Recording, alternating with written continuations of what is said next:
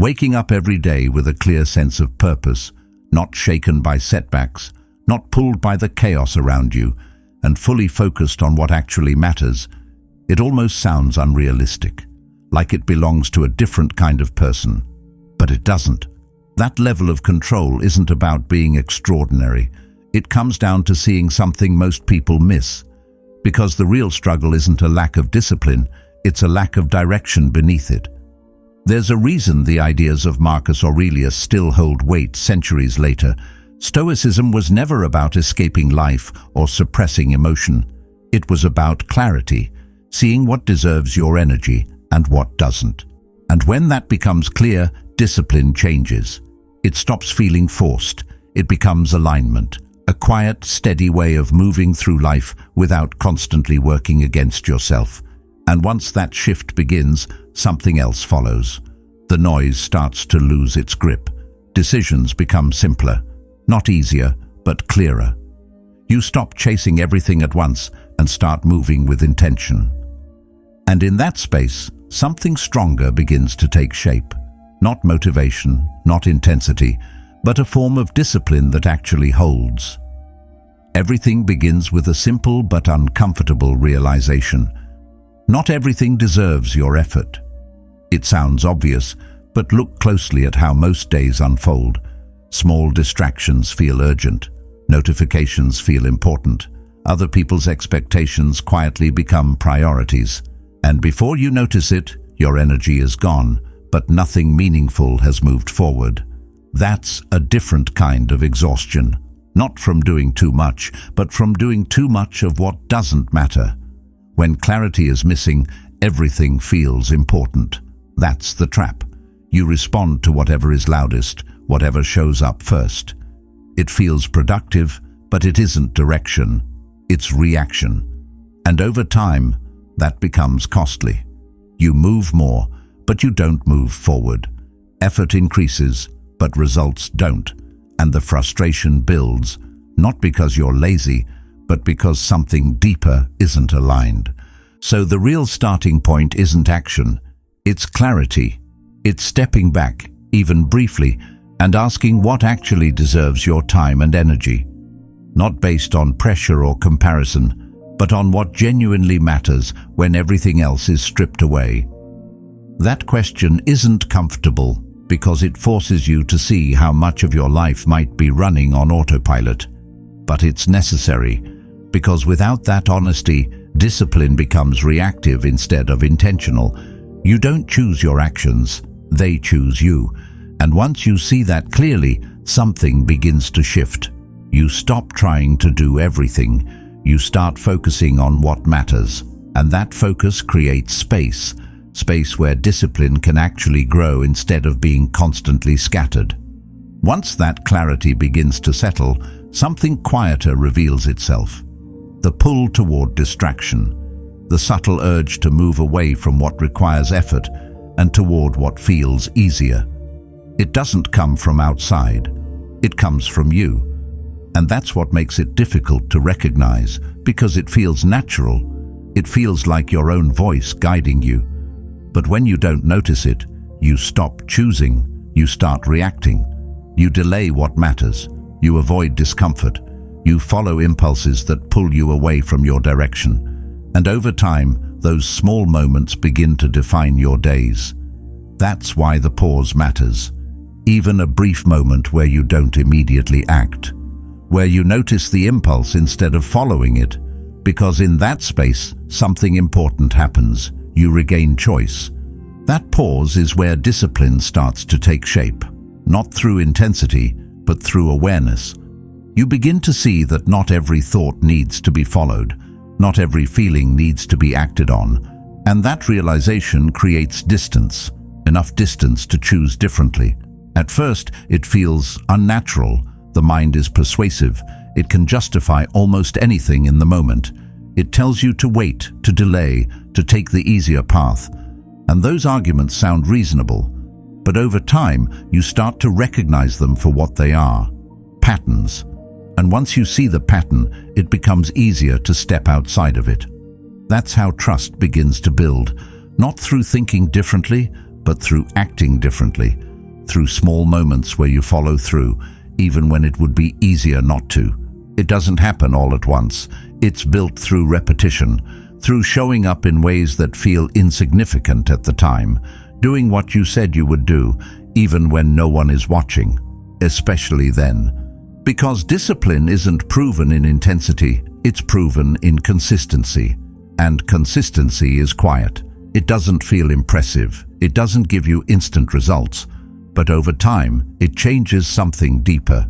You stop negotiating with yourself. You stop needing constant reminders. The decision has already been made, and your role is simply to follow through. Slowly, effort turns into identity. You're no longer someone who tries, you're someone who shows up. But consistency alone isn't enough if everything stays within comfort, because comfort has limits. It keeps things stable, but it doesn't expand them. That's why stepping into discomfort on purpose becomes necessary. Not extreme hardship, not punishment, but controlled difficulty. Choosing the harder option when the easier one is available. Staying with something a little longer than you want to. Because when you stop avoiding discomfort, it stops controlling your decisions. And that changes how you approach everything. Challenges stop feeling like obstacles and start feeling like opportunities to expand what you're capable of handling. At that point, your perspective on challenges begins to shift. You don't just see them as problems, you see them as feedback. A way to observe how you think, how you react, what you default to under pressure. And that awareness leads to something deeper. Not everything deserves your energy. Some things are outside your control, and trying to manage them only drains you. When you let go of what you can't control, your focus sharpens. You direct your energy toward your actions, your responses, your decisions. And that focus creates stability. You're no longer pulled in every direction by outcomes or opinions. You stay centered in what you do. That stability changes how effort feels. You're not constantly reacting. You're acting with intention. Your energy isn't diluted by frustration or expectation. It becomes direct. And because of that, it becomes more effective. You're no longer tied to immediate results. You're focused on the process, on showing up, on staying aligned. And that creates a kind of confidence that doesn't depend on external validation. It comes from knowing you can rely on yourself, that no matter what happens, you'll continue moving in the direction you've chosen. Even then, the noise doesn't disappear.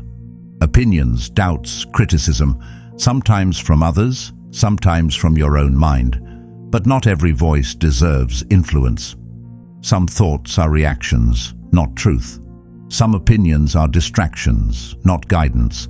And learning to filter that noise becomes part of discipline. You don't follow everything you hear.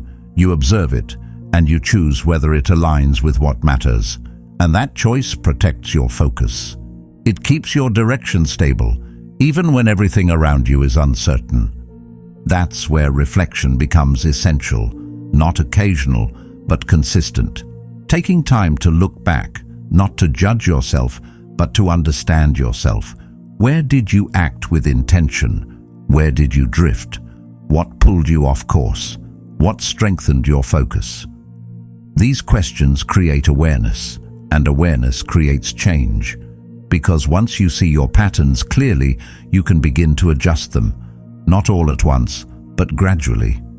And those small adjustments, repeated over time, reshape how you move through your life. And eventually, something becomes clear. Discipline isn't about restriction, it's about alignment.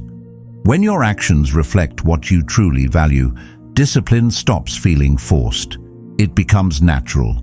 You don't rely on motivation anymore because you've built something deeper, a structure that holds even when everything else feels uncertain. And once you experience that, you don't want to go back.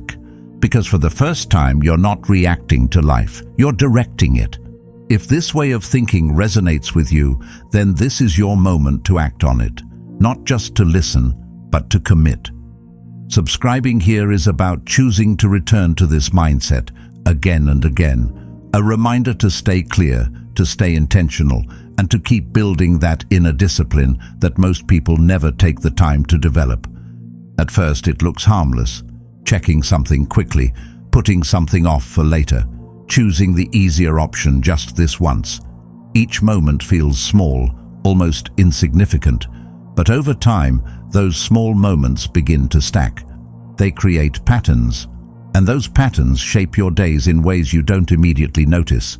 You still feel like you're in control, you still believe you're choosing, but in reality, you're reacting, moving from one impulse to the next, without ever stopping long enough to question where those impulses are leading you.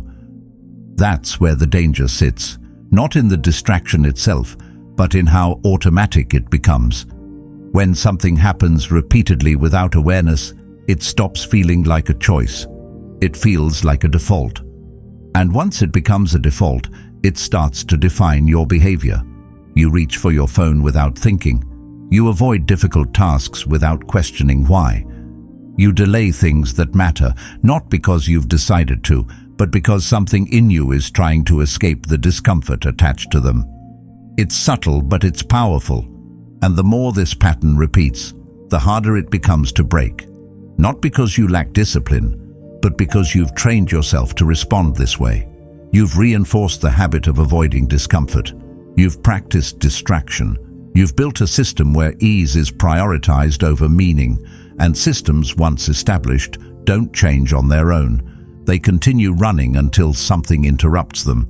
That interruption doesn't have to be dramatic.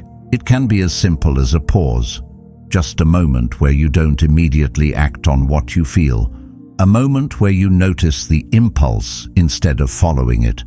That space is small, but it changes everything, because in that space you begin to see clearly. You recognize that the urge you're feeling isn't necessarily something you need to obey. It's just a signal, a suggestion, and suggestions can be accepted or rejected. This is where awareness starts to replace automatic behavior.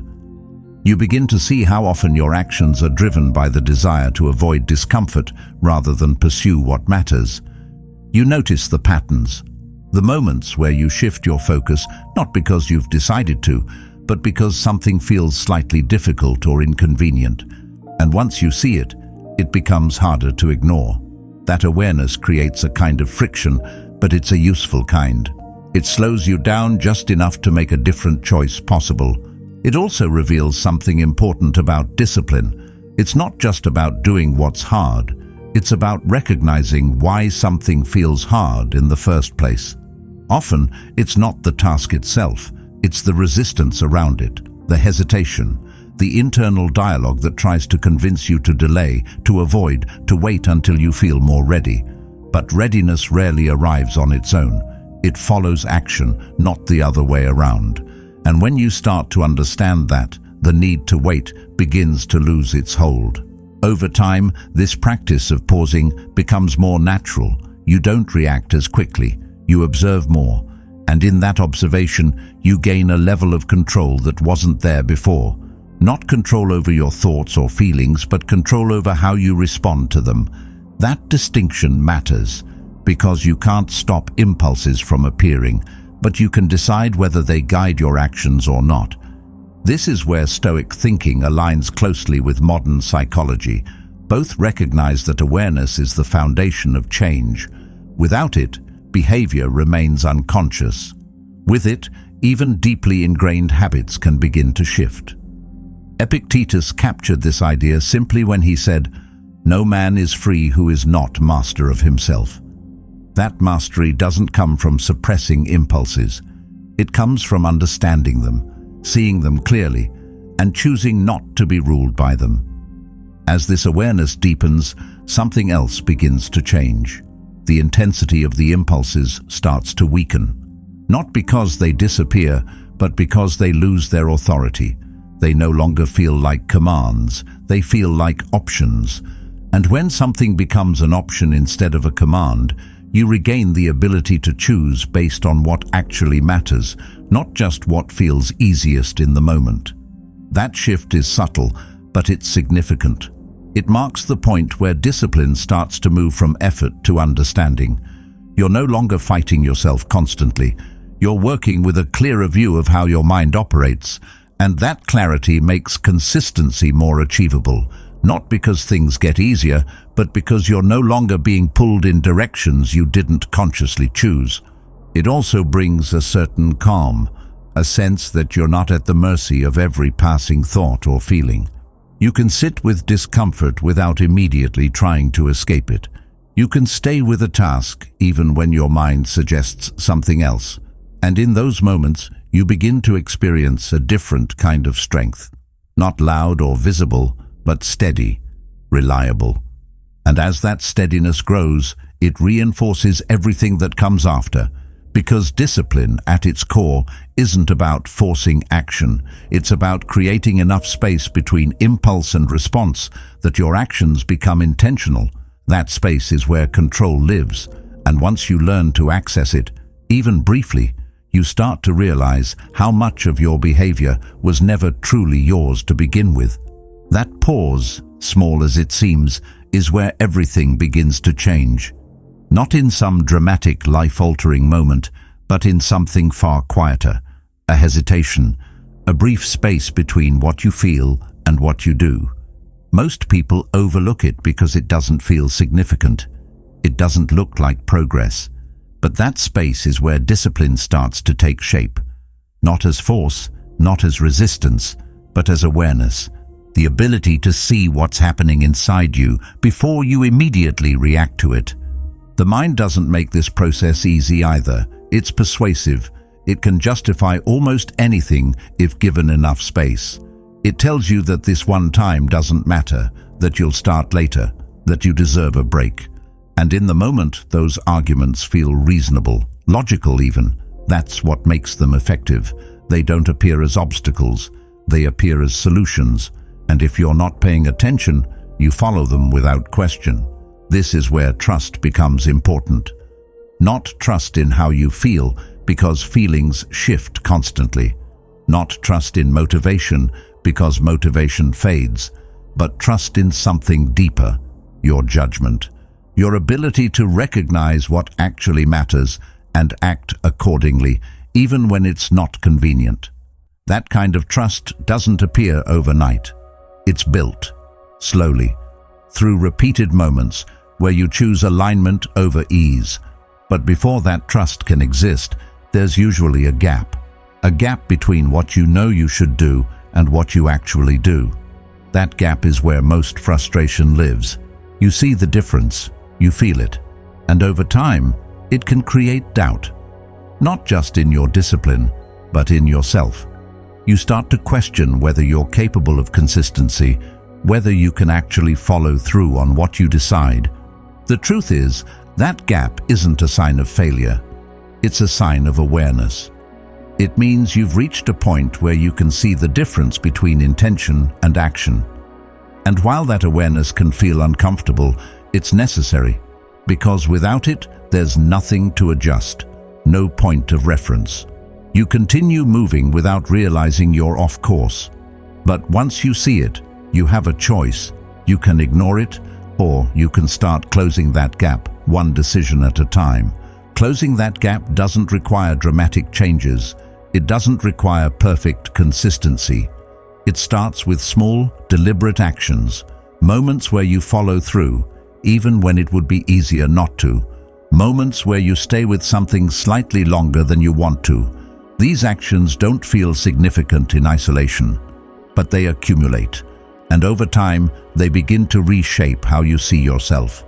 That's where trust starts to form. Not from thinking differently, but from acting differently. Each time you follow through, you reinforce a pattern.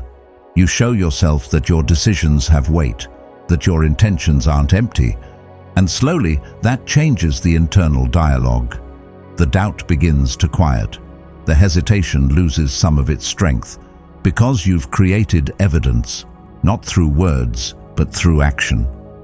At the same time, this process requires patience, because the mind doesn't change instantly. It resists, it looks for shortcuts, it tries to pull you back into familiar patterns. That's part of its nature. It prefers what it knows, even if what it knows isn't helpful. So when you start to shift your behavior, there's friction, not because you're doing something wrong, but because you're doing something new. That friction is easy to misinterpret. It can feel like resistance, like a sign that you should stop or slow down. But in reality, it's often a sign that something is changing, that you're stepping outside of patterns that have been reinforced over time, and that's not supposed to feel comfortable. Growth rarely does. But discomfort in this context isn't something to avoid. It's something to understand. Carl Jung once said, "Until you make the unconscious conscious, it will direct your life and you will call it fate." That idea sits at the center of this process, because what you're doing in these moments of pause is exactly that, bringing awareness to what was previously automatic. You're seeing the patterns, the impulses, the justifications, and once they're visible, they lose some of their control. Over time, this awareness becomes more consistent. You don't need to force the pause as much. It begins to happen naturally. You notice the impulse as it appears. You recognize the familiar patterns, and instead of being pulled by them, you observe them. That observation creates space, and in that space, better decisions become possible. This doesn't mean the impulses disappear. They don't. The mind continues to suggest easier paths, quicker rewards, immediate comfort. But the difference is, you're no longer automatically following those suggestions. You're choosing. And that choice, repeated over time, becomes the foundation of discipline. It also changes how you experience yourself. You begin to see that you're not defined by every thought or feeling that arises. You don't have to act on everything you experience. There's a separation, a sense that you can observe without immediately reacting. And that separation creates stability, because you're no longer being pushed in every direction by whatever shows up internally. And as that stability grows, so does confidence. Not the kind that relies on external validation, but a quieter form. The kind that comes from knowing you can rely on yourself, that when you decide something matters, you'll follow through. Not perfectly, but consistently enough to trust the direction you're moving in. That's where discipline starts to feel different. Less like something you're forcing, more like something you're becoming. It's no longer about controlling every action. It's about understanding the process behind those actions. And once you understand that process, you stop fighting yourself as much. You start working with that awareness instead. And it all comes back to that pause, that small moment that most people ignore.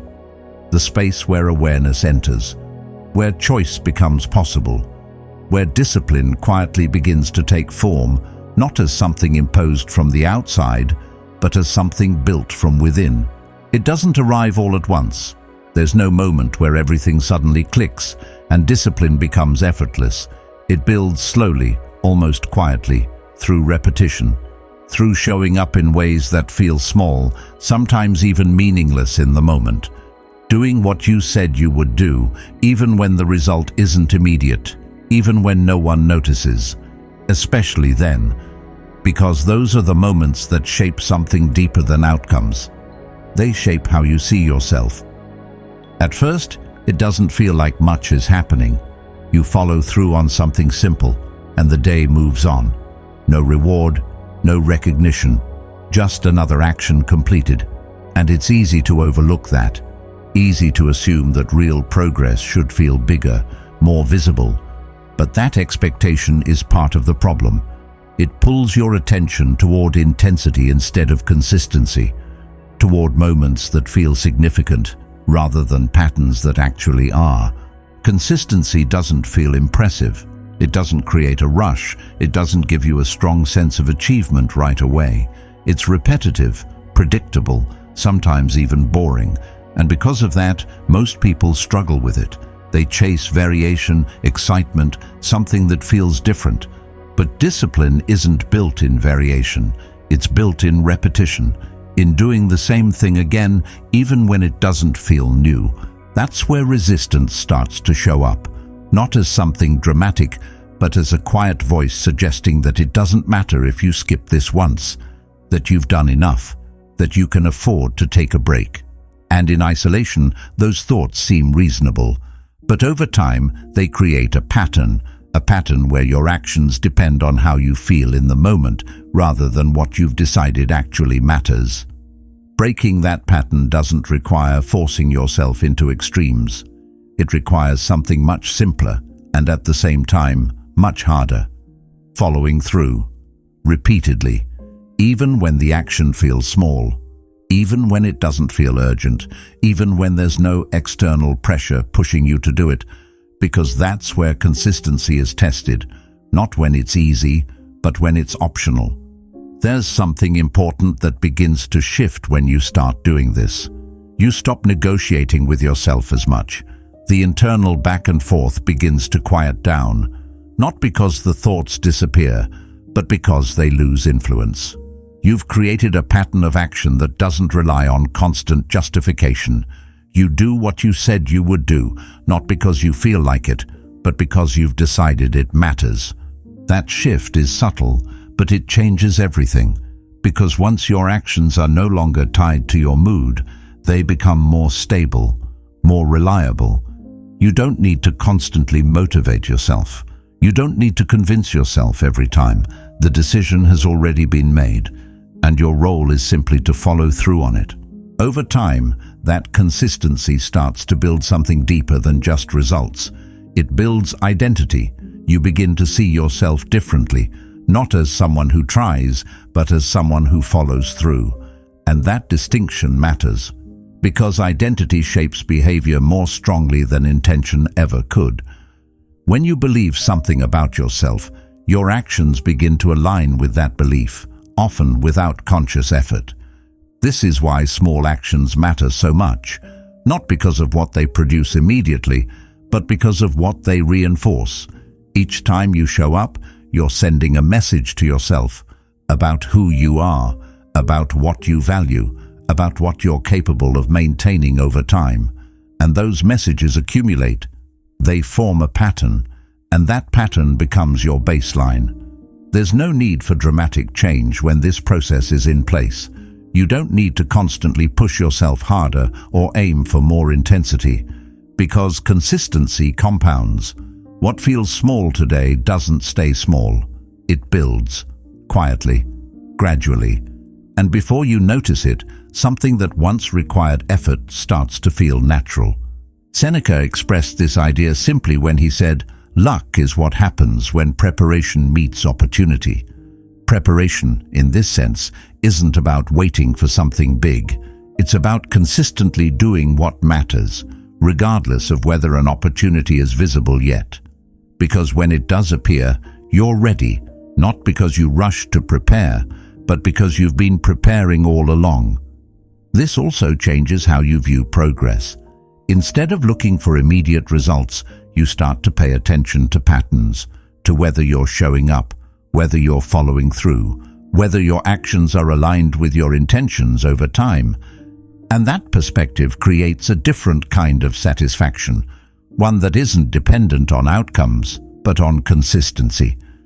There's a certain quiet confidence that comes from this, not loud, not visible, but steady. The kind that doesn't need validation, because it's built on something real, on repeated action, on follow-through, on proof that you can rely on yourself, even in small ways. And that confidence becomes a foundation, something you can build on. At the same time, this process requires patience, because results don't always show up immediately. And when they don't, it's easy to question whether what you're doing is working. But that doubt is part of the process. It's what tests whether your actions are truly aligned with your values or just dependent on visible outcomes. Staying consistent through that uncertainty is what strengthens discipline. Not just doing the action, but continuing to do it without immediate reinforcement. Because that's where most people stop. They need to see something happening. They need proof. And when it's not there, they lose momentum. But if you can continue anyway, something deeper starts to form. Effort begins to feel different, less forced, less dependent on external factors, more internal, more stable. You're no longer reacting to what's happening around you. You're acting based on what you've already decided matters. And that creates a kind of independence from mood, from circumstances, from temporary motivation. And in that quiet repetition, something fundamental changes. You stop seeing discipline as something separate from yourself. It's no longer a tool you use occasionally. It becomes part of who you are, built slowly, reinforced daily, and held together not by intensity, but by consistency. Consistency builds a foundation, but if everything you do stays within the boundaries of comfort, that foundation only reaches a certain height. It stabilizes what already exists, but it doesn't expand it. Comfort has a quiet way of setting limits without announcing them. It feels safe, familiar, even productive at times. You can stay consistent within comfort and still feel like you're doing enough. But over time, something starts to feel stagnant. Not because you've stopped moving, but because you've stopped stretching. The problem with comfort isn't that it's bad, it's that it becomes the default. You begin to choose it automatically without noticing the trade-off. Easier options become more appealing, more justified. You tell yourself it doesn't matter this time, that you've earned it, that it won't make a difference. And once again, each moment feels small. But just like with distraction, those small choices accumulate. They form patterns, and those patterns slowly define the limits of your growth. This is why discomfort plays such a critical role in discipline. Not extreme discomfort, not pushing yourself into exhaustion or punishment, but deliberate, controlled exposure to difficulty, choosing something slightly harder when an easier option is available, staying in a task a little longer than you want to, taking the step you'd normally avoid. These actions don't feel significant at the time, but they create something important. They expand your capacity. At first, discomfort feels like resistance, something to move away from. It creates tension, hesitation, even doubt. The mind starts offering alternatives, easier paths, more comfortable options. And if you're not paying attention, you follow them without question. But when you begin to stay with that discomfort, even briefly, something changes. You realize that it doesn't break you, it doesn't overwhelm you, it passes. And in that realization, its power begins to fade. That shift is important, because once discomfort is no longer something you automatically avoid, it stops controlling your decisions. It becomes just another experience, not something that dictates your behavior. And when that happens, you gain a kind of freedom. You're no longer limited by what feels easy. You can choose based on what matters, not just what feels comfortable in the moment. This also changes how you approach challenges. Instead of seeing them as obstacles, you begin to see them as opportunities to expand your limits. Not in a dramatic way, but in small, consistent ways. Each time you step into discomfort, you reinforce the idea that you can handle more than you thought. And that reinforcement builds confidence, not from success, but from experience. Over time, this creates a different relationship with effort. It stops feeling like something you need to avoid or minimize. It becomes something you engage with more willingly. Because you understand its role, you see how it contributes to growth. And that understanding reduces resistance. You're not forcing yourself into discomfort anymore. You're choosing it, knowing what it leads to. There's also a deeper layer to this. Discomfort often reveals things you wouldn't otherwise notice. Your reactions, your limits, your patterns. When everything is easy, those things stay hidden. But when you step into difficulty, they become visible. And that visibility is valuable. It gives you insight. It shows you where you can improve, where you tend to pull back, where your boundaries actually are. Seneca captured this idea when he said, "Difficulties strengthen the mind, as labor does the body." Strength, in this sense, isn't built through avoidance. It's built through exposure, through engagement, through choosing to face what's slightly beyond your current level of comfort. And just like physical strength, it develops gradually, one repetition at a time. As this process continues, something subtle begins to change in how you see yourself. You no longer identify as someone who avoids difficulty. You begin to see yourself as someone who can handle it, and that shift in identity influences your actions. You start to approach situations differently, with less hesitation, with more willingness to engage. This doesn't mean discomfort becomes enjoyable. It doesn't, but it becomes manageable, familiar. You recognize it for what it is, a signal that you're stepping into something that has the potential to expand you. And instead of pulling back, you lean into it, even if just slightly. At the same time, this practice requires balance. It's not about constantly pushing yourself to extremes.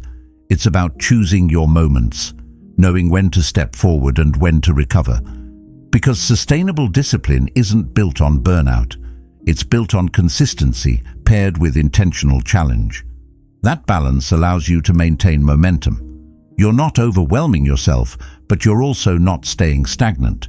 You're moving forward, gradually increasing your capacity without breaking your foundation. And that steady progression is what leads to lasting change. Eventually, the things that once felt uncomfortable begin to feel normal, not because they've changed, but because you have. Your tolerance has expanded, your perspective has shifted, and what once required effort now feels more natural. That's how growth happens, not in sudden leaps, but in gradual adjustments. And as that growth continues, the grip of comfort weakens. It no longer dictates your choices. It becomes just one factor among many, not the deciding one. You can choose difficulty when it aligns with your goals, and comfort when it serves your recovery. That flexibility is a form of control. In the end, stepping into discomfort isn't about proving something. It's about expanding what's possible for you. It's about removing the limits that comfort quietly imposes. And once those limits begin to fade, you start to see how much more you're capable of handling, how much further you can go, and how discipline, when paired with intentional challenge, becomes something far more powerful than simple consistency alone. This shift is quiet, but it changes everything. Instead of asking why something is happening, your attention turns inward. You begin to notice your reactions more than the circumstances. The frustration, the urge to resist, the need for things to be different than they are. And in noticing these responses, you start to see patterns that were always there but rarely observed, the way you default under pressure, the way your mind interprets difficulty, the way you either engage or withdraw. That awareness introduces a new perspective. Challenges are no longer just things to overcome. They become opportunities to observe yourself in real time, to see what you've built internally and where it still needs work, not as a judgment, but as information. Because without that observation, growth remains abstract. You can think you're disciplined, but until you're tested, it remains an idea. And tests don't arrive in controlled conditions. They appear in moments you didn't plan for. This is where the idea of control becomes central. Not control over what happens, but control over how you respond to what happens. It's a distinction that sounds simple, but carries a lot of weight. Because most of the energy people spend during challenges isn't directed at their response. It's directed at the situation itself, trying to change it, resist it, wishing it were different. And while that reaction is natural, it's also draining. Because much of what happens is outside your influence. Recognizing that isn't about becoming passive, it's about becoming precise, understanding where your energy actually has an effect and where it doesn't.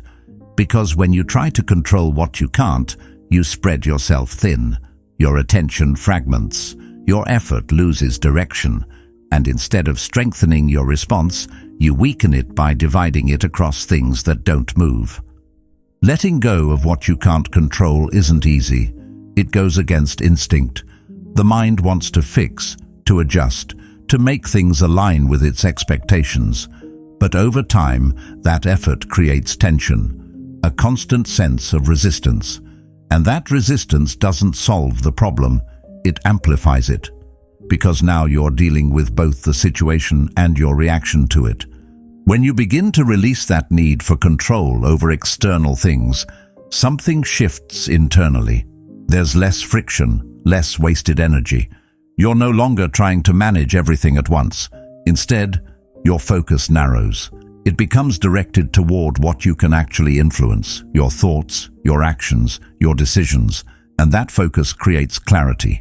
That clarity allows you to respond more effectively. Not because the situation changes, but because your relationship to it does. You're not reacting from frustration or urgency. You're acting from a place of awareness. You see what's happening and you choose how to engage with it. That choice, even if small, creates stability. Epictetus captured this idea in a way that remains as relevant now as it was then. Make the best use of what is in your power and take the rest as it happens. There's a simplicity to that, but also a depth. It's not about ignoring reality. It's about engaging with it in a way that preserves your energy and directs it where it matters most. As this perspective becomes more consistent, challenges begin to feel different, less overwhelming, more structured. You still experience difficulty, but it doesn't pull you in as many directions. You don't get caught in every reaction. You observe more. You respond with intention. And that changes the outcome, not always externally, but internally. This internal shift is what strengthens discipline over time. Not the absence of difficulty, but the ability to navigate it without losing alignment, to stay grounded in your actions, even when circumstances are unstable. And that kind of stability isn't built through avoidance. It's built through repeated exposure, paired with awareness. At the same time, this approach reduces unnecessary stress. Because you're no longer carrying the weight of things you can't change. You're not replaying situations endlessly, trying to find a different version of events. You accept what is and direct your energy toward what can be done now. That acceptance isn't passive, it's efficient. Over time, this becomes a habit. You start to naturally filter situations through this lens. What is within my control? What isn't? And once that distinction is clear, your response follows more easily. You don't get pulled into every emotional reaction. You maintain a level of distance that allows for better judgment. This doesn't mean you stop caring. It means you care differently, with more precision, more intention. You invest your energy where it has impact, and you release it where it doesn't. And that balance creates a kind of resilience that isn't dependent on circumstances.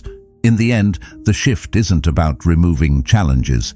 It's about changing how you engage with them, seeing them not as obstacles to avoid, but as opportunities to refine your response, to strengthen your discipline, to reinforce your alignment. And in that process, you realize that control was never about the outside. It was always about how you choose to meet it. That kind of focus creates something most people spend years searching for without ever fully understanding. A sense of stability that doesn't depend on what's happening around you. Not the kind that comes from controlling everything, but the kind that comes from no longer needing to. Because once your attention shifts toward your actions instead of outcomes, something begins to settle. You stop being pulled in multiple directions at once. You stop reacting to every change, every opinion, every unexpected result. And in that stillness, your effort becomes clearer. When that begins to fade, your actions become more direct. You do what needs to be done without constantly questioning the outcome. Not because you don't care about results, but because you understand that results aren't something you can fully control. They're influenced by too many variables. Too many factors outside your reach. And once that becomes clear, your relationship with effort changes. You stop attaching your sense of progress to immediate outcomes. You stop measuring every action by what it produces right away. Instead, your attention stays with the action itself, the quality of it, the consistency of it. And that shift removes a lot of unnecessary pressure, because you're no longer trying to control something that was never fully yours to control in the first place. This doesn't make you passive. It does the opposite. It allows you to engage more fully with what you're doing, without distraction, without hesitation, without constantly looking ahead to see what might happen next. Your effort becomes more focused, more intentional, and because of that, it becomes more effective. There's a certain calm that comes with this way of operating, not a lack of ambition, but a different kind of it, one that isn't driven by urgency or anxiety, but by clarity. You know what needs to be done, and you do it. Not because you're chasing a specific outcome, but because the action itself aligns with your direction. Over time, this creates a sense of reliability. You begin to trust your own process, not because it guarantees a specific result, but because it's consistent. You show up, you follow through, you stay aligned, and that consistency builds something deeper than success. It builds confidence. This confidence isn't loud. It doesn't depend on external validation. It's quieter than that, more stable. It comes from knowing that regardless of what happens, you'll continue to act in a way that reflects what matters to you, and that kind of certainty removes a lot of internal conflict. You no longer need constant reassurance. You don't need to check whether you're on the right path every few moments, because your actions already reflect your direction. You're not waiting for confirmation. You're creating it through what you do. Marcus Aurelius expressed this idea clearly when he wrote, "You have power over your mind, not outside events. Realize this, and you will find strength." That strength doesn't come from controlling outcomes. It comes from controlling your response to them, from maintaining your focus regardless of what's happening externally. As this mindset becomes more consistent, something else begins to shift. The influence of external opinions starts to fade. Not because they disappear, but because they no longer carry the same weight. You're not basing your actions on approval or criticism. You're basing them on alignment, and that makes your decisions more stable. This stability allows you to move forward without constant hesitation. You're not second-guessing every step. You're not adjusting your direction based on every piece of feedback. You listen, you observe, but you don't lose your center. And that's what keeps your progress steady. At the same time, this approach reduces emotional volatility. Because you're not tying your effort to specific outcomes, you're less affected when things don't go as planned. You adjust, you continue, but you don't collapse. Your sense of direction remains intact. That resilience is what makes this kind of discipline sustainable. It doesn't rely on perfect conditions. It doesn't depend on everything going right. It holds even when things are uncertain. And that consistency over time creates momentum. You start to notice that progress feels different, less dramatic, but more reliable. You're not relying on bursts of motivation or moments of intensity. You're building something steady, something that continues regardless of how you feel on any given day. And that steadiness changes how you experience effort. It stops feeling like something you have to force. It becomes something you return to, a process you trust, a rhythm you maintain. And in that rhythm, discipline becomes less about control and more about alignment. There's also a sense of freedom in this, because when you're no longer attached to every outcome, you're less restricted by fear of failure or need for success. You can act more openly, more honestly. You're not holding back because of what might happen. You're moving forward because of what you've chosen to do. This doesn't remove uncertainty. It changes your relationship to it. You accept that outcomes will vary, that things won't always go as expected. But that acceptance doesn't weaken your effort. It strengthens it, because your focus remains where it has impact. Even with that growing clarity, the noise doesn't disappear. It never really does. It just changes form. Sometimes it comes from other people, opinions, expectations, judgments that arrive uninvited and linger longer than they should. Other times, it comes from within. Doubt that sounds convincing. Thoughts that question your direction.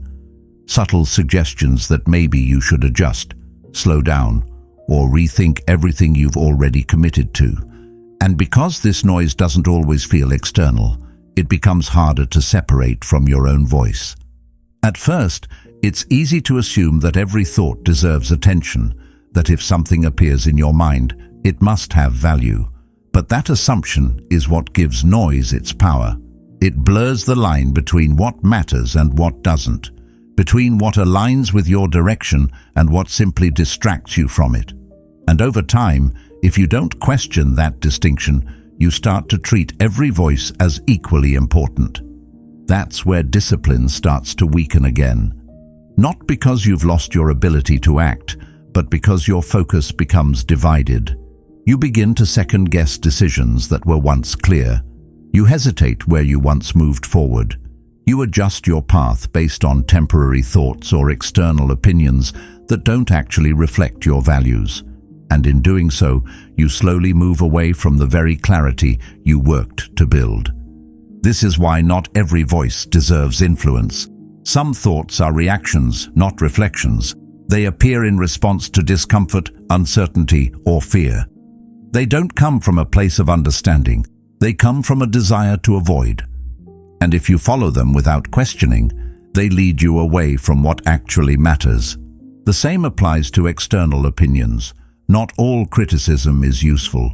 Not all advice is relevant. Some of it is based on perspectives that don't align with your direction. Some of it is shaped by experiences that aren't yours. And some of it is simply noise, unfiltered, unexamined, and not worth carrying. Recognizing this doesn't mean ignoring everything. It means becoming selective, developing the ability to filter what you hear, both internally and externally. To pause and ask whether a thought or opinion aligns with what you've already identified as important. And if it doesn't, allowing yourself to let it pass without giving it weight. This kind of filtering requires clarity, but it also requires confidence. Not the kind that assumes you're always right, but the kind that trusts your direction enough to not be constantly swayed by every new input. Because without that trust, you become reactive again. You adjust too quickly, you lose consistency, and your actions start reflecting noise instead of intention. There's also a deeper layer to this. Much of the internal noise you experience isn't random. It's shaped by past experiences, by patterns that have been reinforced over time. Doubt, hesitation, self-criticism, these aren't isolated thoughts. They're part of a larger system, and understanding that system helps you see those thoughts more clearly. Carl Jung pointed to this when he said, "Everything that irritates us about others can lead us to an understanding of ourselves." The same applies internally. The thoughts that disturb you, that create friction, often reveal something deeper. Not something you need to obey, but something you can observe, something you can learn from without being controlled by it. As you begin to observe these patterns, the noise starts to lose its intensity, not because it disappears, but because you see it differently. You recognize that not every thought reflects truth. Not every opinion reflects value, and that recognition creates distance, enough distance to choose your response instead of reacting automatically. This doesn't make the process easy. The noise can still be persistent, it can still sound convincing, but it no longer has the same authority. You're no longer assuming that everything you hear deserves action. You're evaluating it, filtering it, deciding whether it aligns with your direction or not. And that decision-making process becomes faster over time. You don't need to analyze every thought in detail. You develop a sense of what fits and what doesn't, what supports your path and what pulls you away from it. And that sense creates stability. At the same time, this approach protects your focus. Because once you stop giving attention to everything, your energy becomes more concentrated. You're not constantly shifting directions. You're not adjusting based on every new input. You're moving forward with intention, guided by something deeper than temporary noise. There's also a sense of freedom in this.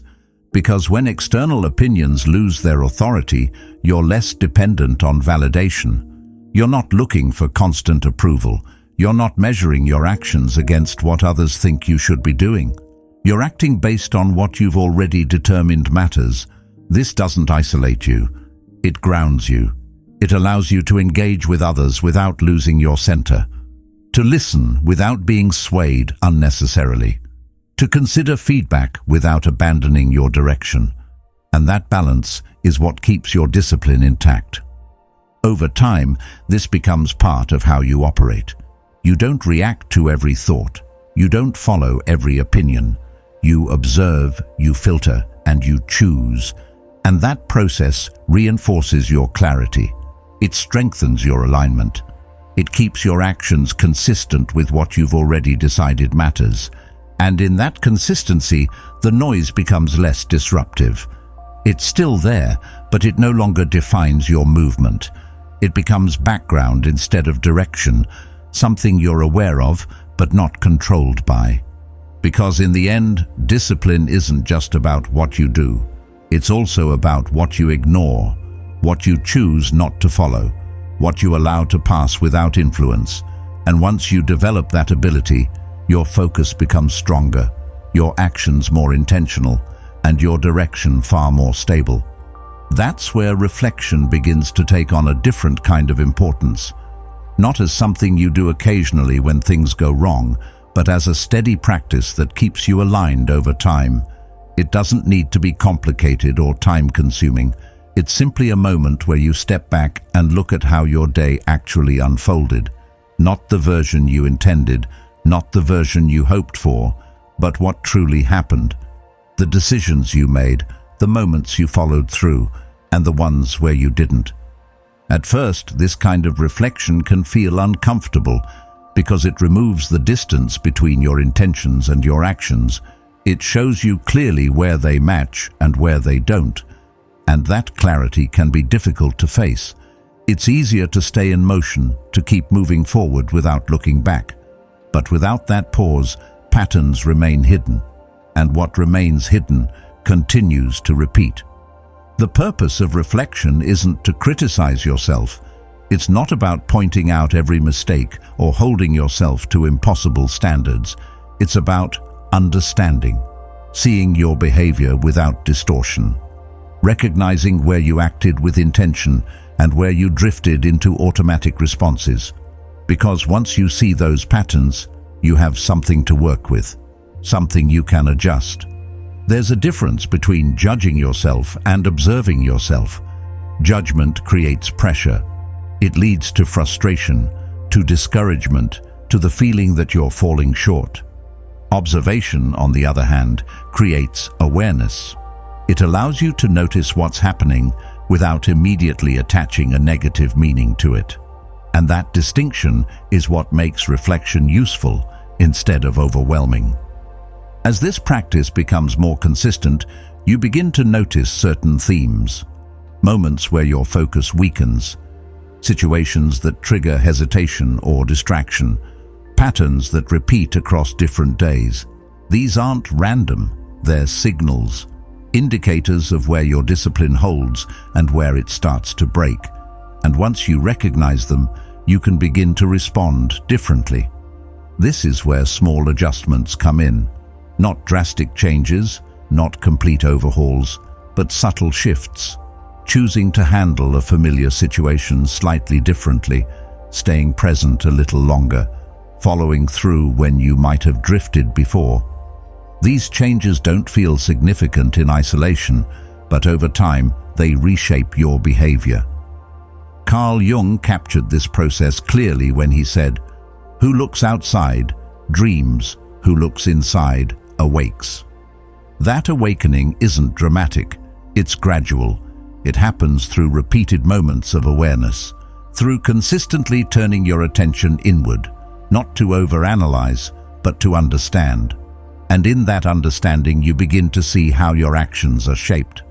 This awareness also creates a sense of continuity. Instead of each day feeling separate, disconnected from the last, they begin to link together. What you notice today informs how you act tomorrow. What you adjust tomorrow influences what happens next, and that continuity strengthens your discipline, because you're no longer starting from zero each day. You're building on what you've already observed. At the same time, this process requires honesty, not harshness, but clarity, the ability to see things as they are without minimizing or exaggerating, to acknowledge where you followed through and where you didn't, without turning it into a story about your worth. Because reflection isn't about who you are, it's about what you do, and what you do can always be adjusted. Over time, this practice becomes less about reviewing your entire day and more about staying aware throughout it. The reflection doesn't just happen at the end, it begins to happen in real time. You notice when you're drifting, you recognize when you're about to act out of habit instead of intention. And that awareness allows you to adjust immediately rather than waiting until later.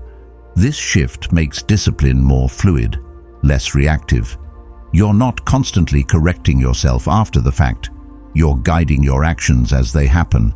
And that reduces the gap between intention and behavior. It keeps you aligned more consistently. This doesn't mean every day becomes perfect. It doesn't. There will still be moments where you drift, where you react, where you don't follow through as you intended. But those moments don't define the entire day anymore. They become part of a process, something you notice, understand, and adjust from. That perspective reduces pressure, because you're no longer expecting perfection. You're focusing on progress, on awareness, on gradual improvement, and that focus makes discipline more sustainable. It removes the need for constant intensity and replaces it with consistency.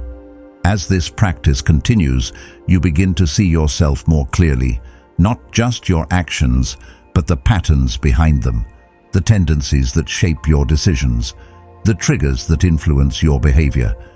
And with that clarity, your ability to respond improves. You're no longer guessing why something happened. You understand it. And that understanding allows you to act with more intention, to make choices that align more closely with what you've already recognized as important. This also strengthens your sense of control, not over external events, but over your internal responses, because the more you understand your patterns, the less they control you. You're not acting unconsciously, you're choosing, and that choice, repeated over time, becomes the foundation of discipline, not something forced, but something developed, built through awareness, reinforced through reflection, and maintained through consistency. In the end, reflection isn't about looking back for the sake of it. It's about using what you see to move forward more clearly, to refine your actions, to strengthen your alignment, and to ensure that each day contributes, even in small ways, to the direction you've chosen. Over time, something begins to settle into place, and it's not what most people expect. Discipline stops feeling like something you have to fight for. It stops feeling like constant resistance, like you're always pushing against yourself just to stay on track. Instead, it starts to feel quieter, more stable, less like effort and more like alignment. Not because things suddenly become easy, but because your actions and your values are no longer pulling in opposite directions. That difference changes everything. When there's misalignment, every action feels heavier than it should. You hesitate more. You negotiate with yourself more. You start strong, then fade. Not because you're incapable, but because part of you isn't fully committed to the direction you're moving in. There's friction, and that friction builds over time, making consistency harder to maintain. But when alignment is present, that friction begins to fade. You're no longer forcing yourself into actions that don't resonate with what you actually value. You're not trying to convince yourself every step of the way. The decision has already been made at a deeper level, and because of that, following through becomes more natural. Not effortless, but steady. This is where discipline shifts from something external to something internal. It's no longer about rules you impose on yourself. It's about a structure you've built within yourself, a way of operating that holds even when your mood changes, even when circumstances become uncertain. And that structure doesn't rely on intensity, it relies on clarity and repetition. Motivation becomes less important here, not because it disappears, but because it's no longer necessary for action. You don't wait to feel ready, you don't depend on inspiration to begin. You act because you've already decided what matters, and that decision carries more weight than any temporary feeling. This doesn't mean you never experience resistance. You do.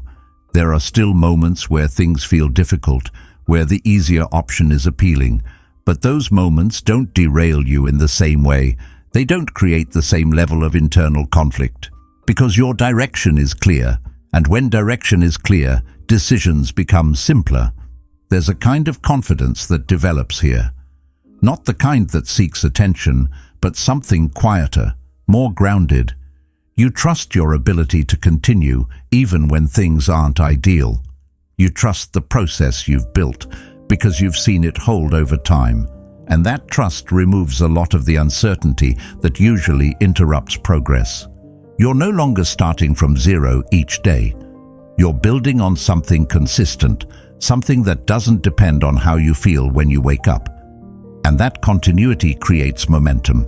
Not fast, not dramatic, but steady. The kind that doesn't collapse when things get difficult. Marcus Aurelius captured this idea in a way that still resonates. Waste no more time arguing about what a good man should be one. There's a simplicity in that. A shift away from thinking, debating, and analyzing toward acting in alignment with what you already understand to be right. And that shift removes a lot of unnecessary complexity. As this becomes more consistent, your relationship with discipline changes completely. It's no longer something you admire from a distance or struggle to maintain. It becomes part of how you operate, something integrated into your daily life rather than something you have to constantly think about. You begin to notice that your actions require less effort to initiate, not because they're easier, but because there's less hesitation, less internal debate. You've reduced the gap between intention and action to the point where movement feels more direct, and that directness creates efficiency. There's also a sense of ownership that comes with this. You're no longer reacting to circumstances as much. You're not waiting to see what happens before deciding how to act.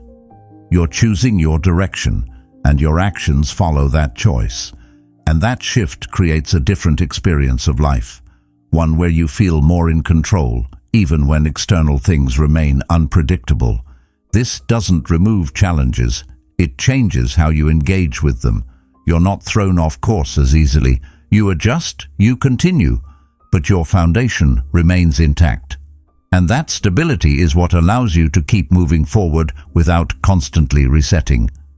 At the same time, this way of operating creates a kind of freedom, not from responsibility, but from unnecessary struggle. You're no longer caught in cycles of starting and stopping, of building momentum only to lose it again. You've created something that sustains itself through consistency and alignment. And once you experience that, it becomes difficult to go back. Not because you can't, but because you see the difference clearly. You recognize what it feels like to act with intention instead of reaction, to move forward without constant resistance, to maintain direction even when things aren't ideal. That awareness changes your standards. You no longer settle for temporary bursts of discipline followed by long periods of inconsistency. You aim for something steadier, something more reliable, and that shift in expectation reinforces the structure you've built. Over time, this becomes your default. Not something you switch on and off, but something that remains in place. You don't need to constantly remind yourself what to do. You've already internalized it. And that internalization is what makes discipline sustainable. There's also a deeper sense of meaning that comes with this, because your actions are no longer random or reactive. They're connected, aligned with what you value. And that alignment creates a sense of purpose that doesn't depend on external outcomes. You begin to feel that your days are building towards something. Not in a dramatic way, but in a consistent one. Each action contributes. Each decision reinforces your direction. And that accumulation creates progress that feels real. In the end, discipline stops being something you chase. It becomes something you embody. Not perfectly, not without effort, but consistently enough that it shapes how you move through life. And in that consistency, you find something most people are still searching for. Not control over everything, but control over yourself. At the end of it all, what you're really building isn't just discipline. It's a way of standing steady in a world that constantly tries to pull you in every direction. A way of thinking clearly when things get loud, acting with intention when it would be easier not to, and staying aligned with who you're becoming, even when no one else sees it. If this resonated with you, there's another video on your screen right now that goes even deeper into this path. Take a step further into it. And truly, thank you for being part of Stoic Journal.